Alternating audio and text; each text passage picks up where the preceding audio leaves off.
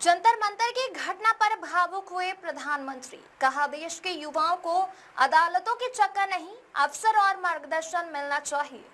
खबर नई दिल्ली से है, जहां जंतर मंतर पर हुई हालिया घटना को लेकर प्रधानमंत्री नरेंद्र मोदी ने अपने सोशल मीडिया प्लेटफॉर्म इंस्टाग्राम पर एक भावुक वीडियो संदेश जारी किया। वीडियो में उन्होंने घटना पर चिंता जताते हुए कहा कि कुछ युवाओं ने मर्यादा की सीमाएं लांघते हुए अपशब्दों का प्रयोग किया, जहां तक कि उन्हें और उनकी दिवंगत माता के लिए भी अभद्र भाषा का इस्तेमाल किया गया।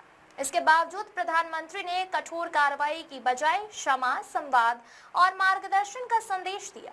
प्रधानमंत्री ने कहा कि बचपन और युवावस्था में गलतियां होना स्वाभाविक है और इन्हीं गलतियों से सीखकर आगे बढ़ने का अवसर भी मिलता है।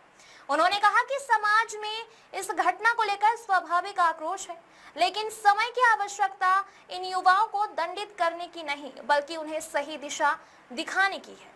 अपने संबोधन में प्रधानमंत्री ने कहा कि वो इन बच्चों को माफ करना चाहते हैं और समाज से भी अपील की कि वह प्रतिशोध की भावना छोड़कर उन्हें अपनाए। उन्होंने कहा कि अदालतों के चक्कर लगवाने या सामाजिक रूप से प्रताड़ित करने से परिस्थितियां नहीं बदलेंगी।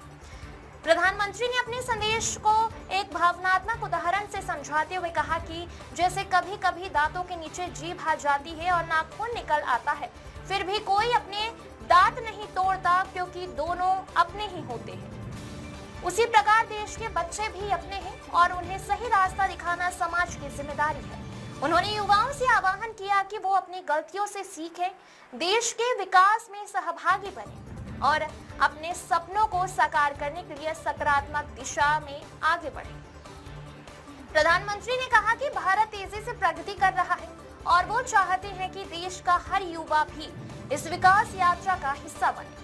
वीडियो के अंत में प्रधानमंत्री ने कहा कि उनका जीवन देश और देश के युवाओं के उज्जवल भविष्य के लिए समर्पित है। उन्होंने सभी युवाओं से मिलकर राष्ट्र निर्माण में योगदान देने और नई ऊर्जा के साथ आगे बढ़ने का आह्वान किया। हाय फ्रेंड्स, आज तो मन करता है बस आपसे ही बातें करूं। जंतर मंतर पर जो कुछ भी हुआ देश और दुनिया ने देखा है। कुछ शरारती बच्चों ने भद्दी भद्दी गालियां बोली, किसी भी सभ्य समाज को शोभा न दे ऐसे शब्दों का प्रयोग किया गया। मुझे तो गालियां दी गई, मेरी स्वर्गीय माता को भी गालियां दी गई। न जाने कितना भद्दा स्वरूप था, लेकिन मैं आज बात करना चाहता हूं कि बचपन में गलतियां होती हैं और बचपन में गलतियों से सुधरने का अवसर भी होता है, और यही तो बचपना है। और इसलिए मैं समाज के अंदर जो आक्रोश है उसको भली भांति समझ सकता हूं। एक कल्चरल शॉक है कि हमारी बेटियां इस प्रकार की भाषा कैसे बोल सकती हैं, लेकिन समय है इन बच्चों को गले लगा करके राह दिखाने का। एक गुमराह बच्चे हैं, उनको राह दिखाना हमारा काम है। उनको सजा देना, अदालतों के चक्कर कटवाना, समाज में उनको प्रताड़ित करना, इससे हम परिस्थितियां नहीं बदल पाएंगे। मैं उन्हें माफ करना चाहता हूं। समाज भी मेरी इस बात को स्वीकार करे, क्योंकि मेरे मन में एक ही भाव है।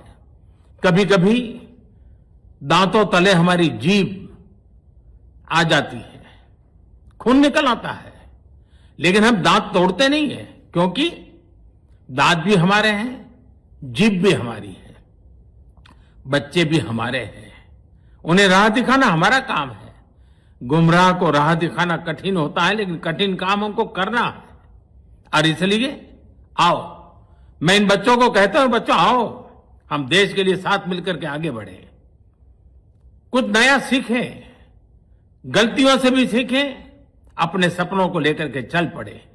देश बहुत आगे बढ़ रहा है, आगे बढ़ने वाला है, और आपका भी आगे बढ़ना निश्चित हो, यही मेरा सपना है। मैं आपके लिए जीता हूं, आपके उज्जवल भविष्य के लिए खपता हूं।